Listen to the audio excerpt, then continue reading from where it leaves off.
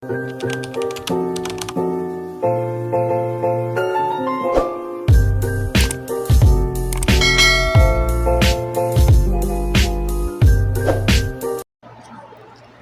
guys! Dahil pumunta kami ng grocery, bumili ako ng Eskinol. Magdi-DIY tayo ng toner.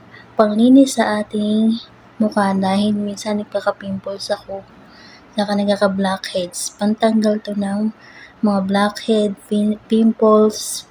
Ayan, lalagyan natin siya ng cloves, mismar. Ito siya.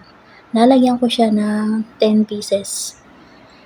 Saktong-sakto kaliligo ko lang kaya gagawa ko nito. Ito nabili ko to dito sa Saudi, 10 riyal. Magkano ba to sa peso?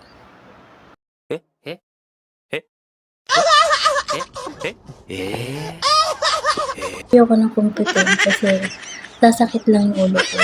Bumili ako nito para naman maliwalas yung ano ko kasi marami akong blackheads. Lalagyan ko siya ng 10 pieces. Dahil marami naman akong nakuha sa kusina, ilalagay ko rin yung kuilan yung gusto ko. Pero pwede rin naman 10 pieces. Basta kumulay siya kasi kumukulay ito. Makulay ito sa ano. Ito pala yung napili ko, lemon. Kasi ito kasi talaga maganda rin to. Pwede rin naman kahit ano, kahit yung plain, kahit ano, basta pwede mo rin naman gamitin. Pwede mo siyang lagyan na ganito. Depende sa'yo kung anong gusto mo. Ito kasi yung napili ko. Ito na siya guys. Halugin mo lang siya. Ano siya.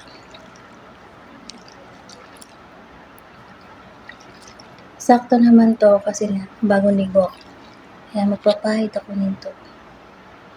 Yan na siya. Diba? Subukan natin. Meron ako nabili mula.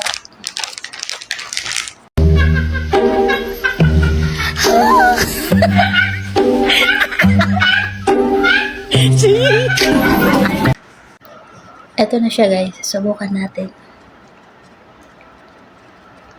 Paggamit nito, pwede naman siya sa umaga, sa gabi.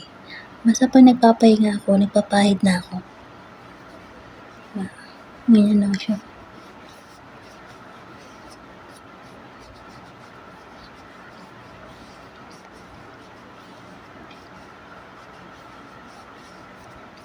Diba? Nakakalinis to. Dito kasi, naka-aircon naman ako. Hindi naman ako madalas lumalabas talaga. Puro sa bahay lang kami. Bahay, school, ganyan.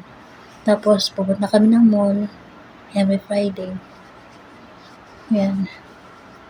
Pag pupunta kami ng mall, bumibili ako ng mga kailangan ko. Malamig siya sa mukha. As in, malamig siya pag pinahid siya.